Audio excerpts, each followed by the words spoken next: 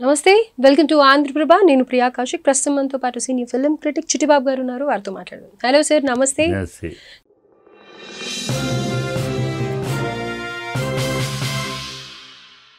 Sir, so KTR, KCR, కవిత ఈ triangle story అసలు ఏం జరుగుతోంది అనేది ప్రేక్షకుల్లో కూడా చాలా ఉత్కంఠంగా ఎదురు చూస్తున్నారు. ఎందుకంటే ఇప్పుడు ఆల్ ఆఫ్ ది సడన్ మనం ఈ ఇంటర్వ్యూ చేస్తున్న టైంకి ఆవిడ కొత్త పార్టీ స్టార్ట్ చేయబోతున్నారు అన్న న్యూస్ వస్తోంది. ప్రెస్ మీట్ పెట్టారు అని చెప్పేసి. దీనికి ముందు చూస్తే కనుక కేసీఆర్కు రాసిన లెటర్ బయటికి రావటం, దయ్యాలు ఉన్నాయి పార్టీలో, లేకపోతే కావాలని ఇవన్నీ కొవ్వట్లు ఉన్నారు ఆయన పక్కనే అని అనేసి కూడా చెప్తూ ఉన్నారు కవిత గారు. At the same time KTR గారిని కూడా ఏదన్నా సమస్య ఉంటే కనుక ట్వీట్ చేయడం కాదు, ఆ ప్రాబ్లంకి సొల్యూషన్ కానీ లేకపోతే దాని గురించి డైరెక్ట్గా మాట్లాడడం కానీ చేయాలి, కానీ ఇలాంటి పనులు ఏంటి అని చెప్పేసి ప్రశ్నిస్తూ ఉన్నారు కవిత. సో కొత్త పార్టీ నిజంగానే వస్తుందని అంటారా? నేను నమ్మట్లేదమ్మా. నాకున్న సమాచారం ప్రకారం నేను నమ్మట్లా. ఇది ఒక ఆ అమ్మాయి లెటర్ రాయటంలో తప్పులేదు. లెటర్ బ్రహ్మాండంగా రాసింది. అంటే ప్రజాస్వామ్యం ఉంది, బీఆర్ఎస్లో ప్రజాస్వామ్యం ఉంది. ఒక అధినాయకుడు మాట్లాడిన ప్రసంగాన్ని గురించి విశ్లేషిస్తూ, విమర్శిస్తూ, మంచి చెడు, ఇది బాగా మాట్లాడేది, మా మాట్లాడేది విశ్లేషిస్తూ మరొక నాయకుడు, ఆ పార్టీ యొక్క మరో నాయకుడు రాసే అవకాశం అక్కడ ఉంది. కాంగ్రెస్లో లేదు, మిగతా పార్టీలో లేదు. అధిష్టానం ఏం మాట్లాడితే అదే, వీళ్ళు వెంటనే తప్పితే అది కాదండి, ఇది కరెక్ట్ కాదు, ఇలానే మాట్లాడే అవకాశం కానీ అధికారంగా ఉండదు. ఏ పార్టీ, బీజేపీ అయినా కాంగ్రెస్ అయినా అధిష్టానం మాట నోరు మూసుకుని వెంటనే విని రావటమే తప్పితే డిస్కషన్ ఉండదు. చెప్పేది వెంటనే.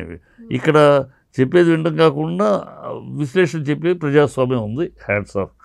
ఇక్కడ అసలు ఎందుకు నా వ్యూహం, నా యొక్క ఆలోచన పర్సనల్ రాజకీయం పార్టీ పెట్టదు. ఆ అమ్మాయి పార్టీ పెట్టి కాడ నుంచి అరెస్ట్ అయిన తర్వాత కాడ నుంచి పార్టీలో ఏమైపోతుంది, కేటీఆర్ హరీష్ రావు, కవిత అనేది అండర్ గ్రౌండ్కి వెళ్తాను. కవిత పేరు ప్రజల్లో, కేసీఆర్ అధ్యక్షుడు, కేటీఆర్ గతంలో ఏముంది, కేటీఆర్, హరీష్ రావు, కవిత ఉన్నాయి. ఆ కవితది డిమినిష్ అవుతుంది. So I am one of the pillar. I'm not to be ignored. I'm a pillar.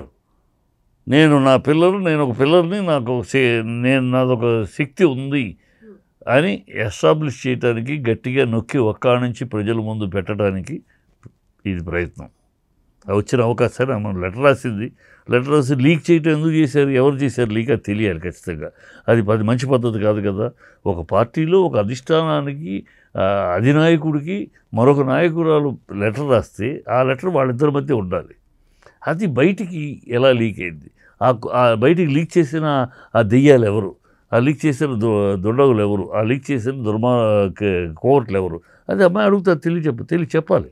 అయితే బీఆర్ఎస్ ని బీజేపీలోకి విలీనం చేస్తారు అని అవన్నీ వచ్చి ఒట్టి మాటలమ్మా.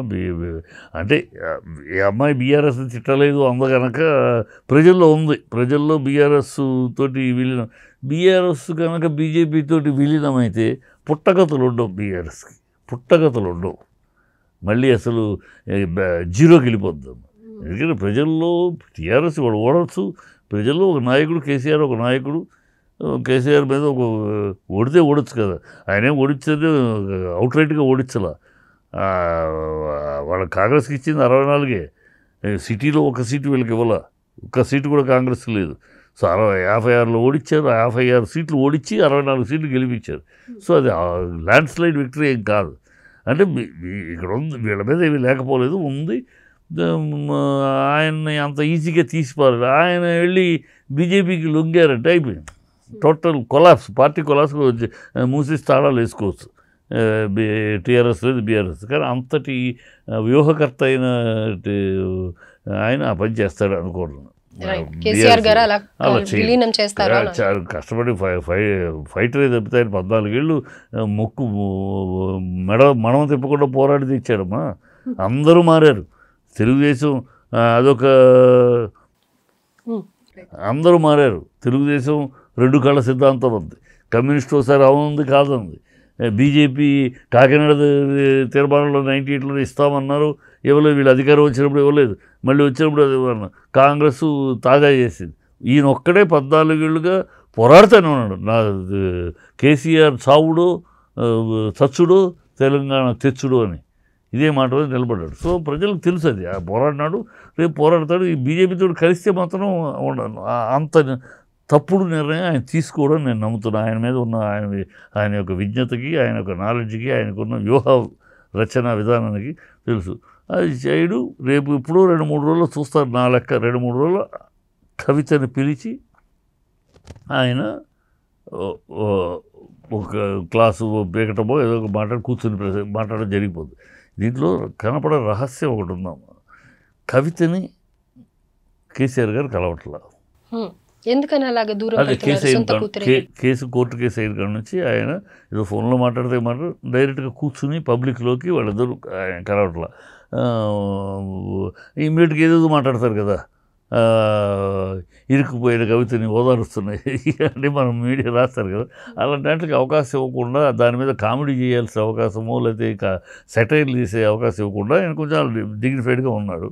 ఇప్పుడు ఈ వ్యూహం అది ఇప్పుడు ఈ వ్యూహం ఇది చేయడం ద్వారా ఆయన ప్రజలు ఏమంటానికి లేదు కదా, ప్రజలు సెటైర్లు వేయటానికి లేదు, కాంగ్రెస్ వాళ్ళు సెటైర్లు వేయటానికి లేదు. ఇప్పుడు ఆటోమేటిక్గా జరిగింది కనుక ఆయన పిలిచి తప్పు జరిగింది, పార్టీలో వెళ్ళింది, ఓకే అని మాట్లాడాక అధినాయకుడు అక్కడ పార్టీ నాయకుడు, పార్టీ నాయకురాలు, అధ్యక్షుడు మాట్లాడినట్టు అవుద్ది, తండ్రి కూతురు కాదు. ఇది ఒక వ్యూహమైన, నా జ్ఞానానికి ఆయన బట్టి అండర్స్టాండింగ్లో ఇది ఒక చక్కటి వ్యూహం. ఉన్న బ్యారికేడ్స్ తీసేయటానికి వ్యూహం అది. సో కొత్త పార్టీ అయితే రాదు తరఫు నుంచి. మరో షర్మిల అవుతుందా అనేసి ప్రజల్లో కూడా కాంగ్రెస్ వాళ్ళకి సంతోషం, మరో షర్మిల అవ్వాలని కాంగ్రెస్ వాళ్ళు సంతోషం ఎదురు చూస్తున్నారు, అది కానీ అవ్వదు. Thank you sir.